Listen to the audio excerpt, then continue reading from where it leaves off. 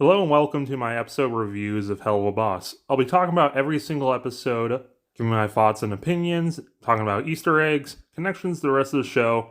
Sometimes you'll see my Sona, sorry that it's not imp related, and unless it's funny or relevant, I really don't want to talk about any of the controversies around Via Madrano because it really just seems like a lot of people hate her for the sake of it's popular to hate her.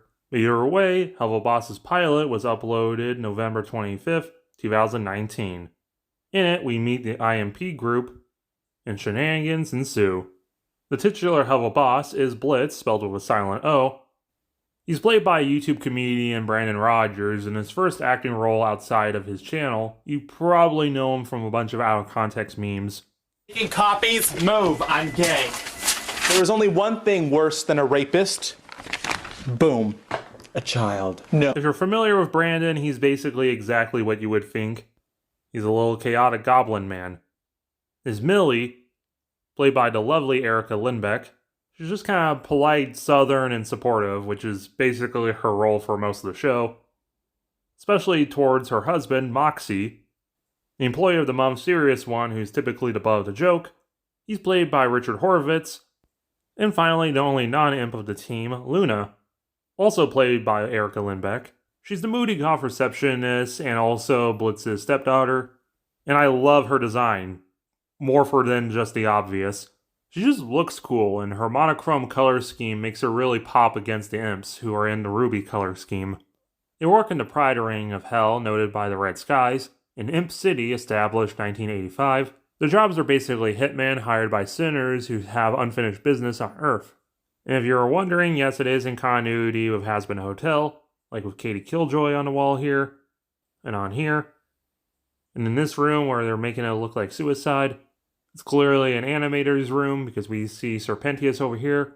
And then in the Has Been pilot, we see Blitz checking out Charlie, Moxxie in silhouette, and kind of a beta design of Loona over here, which is kind of strange because she's watching the music video for Inside Every Demon is a Rainbow. And in this scene, we also get the first instance of Loona indirectly calling Moxxie fatty, because she totally wants to bang him. Also, apparently she faxed it, because of course Hell still has fax machines. All the people in the church are based off of people who worked on the pilot. And they get into the human world because of a magic book they got from this guy, Solus with a T. He's kind of a Hell noble, who allows Blitz to have the grimoire for sex favors. I really like Stolas's design. It just looks neat and appropriately noble. Of course, Vizzy-Pop also loves circus theming, so Stolas has like a top hat crown and just their eye fangs. The only thing that's kind of weird is like his midsection here, where it looks like he's wearing tan pants from far away, but if you look close, he's actually like wearing a romper with like tan leggings that go down to his knees. Also in the background, we see a little reference to his daughter Octavia. And in the IMP's office, we see a couple posters. Notably this one, which is, I'm guessing, Moxxie and Millie's wedding photo, where she used to have really long hair. And it's clearly taped on something else, which Blitz drawled over, and neither of them really care that Blitz took that photo. Because Blitz is kind of weird about them. And Moxxie dreams about his family getting murdered, which he enjoys, which will be important later. Also, this reference to Phantom of the Opera. And actually important, this photo of Blitz's family. The amazing imp siblings, Tilia, Blitzo, and Barbie Wire. In later episodes, they'll be edited and Tilia will be reestablished to be their mom. Of course, the IMP is really close to with each other. This pilot's kind of weird because it's a lot of like cutaway gags, which isn't really how the rest of the show goes. And a lot of them are placed really weirdly, like when Moxxie accidentally hits this kid and they take him to the hospital, and we think that these doctors are actually the imps in disguise. Notably, the blue-haired one is clearly Moxxie, and the one with Mandy hair is clearly Brandon Rogers. And they operate, what's going on over here? But in twist, they're not. It was all just a setup to say, ha ha, American insurance is terrible. And it cuts back to the song to say, kids die for free, which just feels like this gag went on kind of too long, just to set up the kids die for free punchline. Then when they're talking about Loona messing up at work, we kind of have a flashback within a flashback where they're calling Stolas to when Blitz got the grimoire. Then at the end of the episode, oh wait, they still have the kid for some reason. so they just quickly kill him off and dump him into the human world. On the dumpster, we see Always Chasing Rainbows, referencing Charlie's opening song from the Has-Been pilot, and someone wrote the title, probably Cherry Bomb. The credits play over an animatic of the Oh Millie song, which is actually really nice. Love song about how much Moxxie loves Millie. It's kind of weird that they used the animatic, I guess it wasn't finished yet. But all that doesn't really matter, because as of now, the pilot is not canon, and has been removed from the official episode list.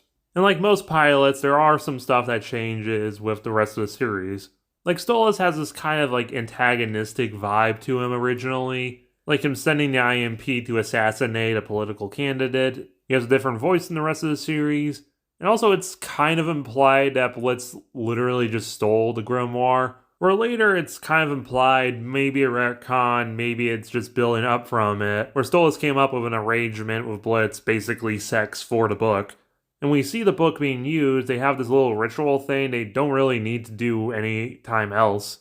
We have a little cameo of Stella, Stolas' wife, who has a completely different design than the rest of the series. Millie will no longer be voiced by Erica Lindbeck in the rest of the series, but she will continue playing Loona. My guess, especially when we get to season 2, is probably because of availability. You know, Erica is a prominent voice actor, even more so than Richard Horvitz. Millie also has white roots in her hair in the pilot and not in the rest of the series. And speaking about Loona, there's another thing that's kind of continuity related with her. I got you a little something. Is it a cure for syphilis? Oh. Then I don't want it! Even what we later learn about Loona being very violent and also kind of awkward around people, not having any friends, a lot of fans say that the syphilis line is actually just her trying to make Blitz uncomfortable and that she doesn't actually have the sexual transmitted disease. But also a lot of people who say this just don't want their waifu to have diseases. But it's not canon, so who cares? But overall, the pilot by itself, it does a fine enough job introducing the characters and their dynamics with each other. Spindle Horse continues to prove just how you do not need a major studio to make a show look good, because the animation in this is really nice and fluid. And there's definitely a lot of funny things in this pilot, but I understand why it was made uncanon, because it's not really a good introduction to the format of the show. Out of 10, 5. It's fine if you skipped episode 1. Make sure to like, share, comment, and if you're new here, subscribe.